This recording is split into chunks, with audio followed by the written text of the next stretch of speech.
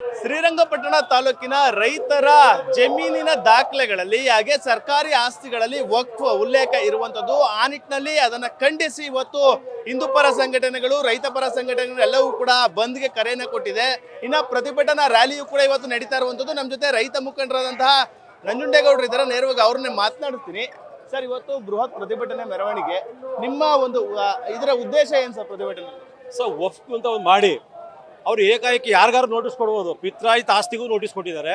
ಈ ಕೊಡೋ ಮೂಲಕ ರೈತರಲ್ಲಿ ಆತಂಕ ಬಂದಿದೆ. ಕಾಂಗ್ರೆಸ್ನ ಮುಖ್ಯಮಂತ್ರಿ ಹೇಳಿದ್ರು ಅದನ್ನು ರದ್ದುಪಡಿಸೋದಕ್ಕೆ ಸೂಚನೆ ಕೊಟ್ಟಿದ್ದೀನಿ ಅಂತ. ಮುಖ್ಯಮಂತ್ರಿ ಮಾತು ಇಂಪ್ಲಿಮೆಂಟ್ ಆಗಿಲ್ಲ.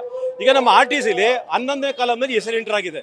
ನಾಳೆ ಭೂಮಿ ವ್ಯವಹಾರ ಮಾಡ್ಬೇಕಾದ್ರೆ ನಮ್ಮ ಮಕ್ಕಳು ವಿದ್ಯಾಭ್ಯಾಸಕ್ಕೆ ಎಲ್ಲ ರೀತಿ ತೊಂದರೆ ಆಗುವಂಥ ಸಂದರ್ಭದಲ್ಲಿ ಮೌನವಾಗಿರೋದು ಯಾವುದೋ ಒಂದು ವರ್ಗನ ಓಲೈಸೋದಕ್ಕೆ ಇದು ಅಕ್ಷಮ್ಯ ಅಪರಾಧ. ಸಂವಿಧಾನದಲ್ಲಿ ಅವಕಾಶನೇ ಇಲ್ವಾ?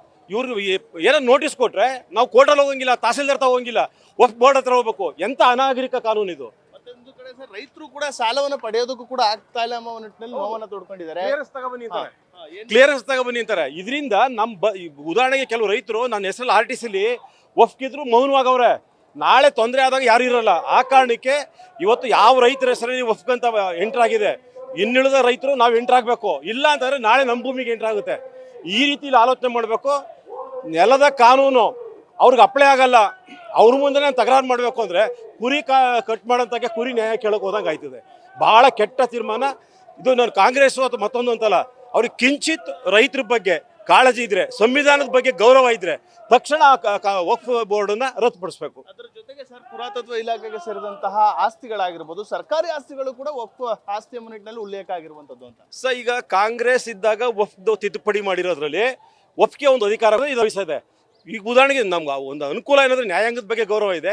ನ್ಯಾಯಾಂಗದಲ್ಲಿ ಏನಾಗಿದೆ ಅಂದರೆ ಯಾವುದೇ ಕಾರಣಕ್ಕೂ ಒಂದು ನೋಂದಾಯಿತ ಪತ್ರ ಇಲ್ಲದಂತೆ ಅವ್ರು ನೋಟಿಸ್ ಕೊಡಬಾರ್ದು ಅಂತ ಒಂದು ಪ್ರಸ್ತಾಪ ಮಾಡೋರೆ. ಅದು ಸ್ವಲ್ಪ ಅನುಕೂಲ ಆಗ್ಬೋದು. ವಕ್ಫ್ ಕೊಟ್ಟಿರೋದು ಅಧಿಕಾರ ಖಂಡಿತವಾಗಿ ಕೆಟ್ಟ ಅಭಿಪ್ರಾಯ.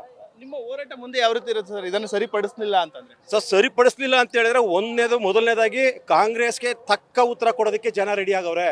ಓಲೈಕೆ ರಾಜಕಾರಣ ಬಿಡಿ, ಎಲ್ಲರೂ ಸರ್ವರು ಸಮಾನರು ಅನ್ನೋ ಬದುಕೋ ರೀತಿಲಿ ಮಾಡಿ ಅಂತ. ಇಲ್ಲ ಅಂತಂದರೆ ತೀವ್ರ ರೀತಿಲಿ ಕಚೇರಿಗಳನ್ನ ಬಂದ್ ಮಾಡುವಂಥ ಅನಿವಾರ್ಯತೆ ಬರ್ಬೋದು. ಅಥವಾ ಇವತ್ತು ನಾವು ಮಾಡ್ತಿರೋಂಥದ್ದು ಇದಿಲ್ಲ, ಸರ್ಕಾರ ಎಚ್ಚೆತ್ಕೊಳ್ಳಿ ಅಂತ. ಎಚ್ಚೆತ್ಕೊಳ್ಳಿಲ್ಲ ಅಂದರೆ ಅನುಭವಿಸ್ತಾರೆ ಅವರು.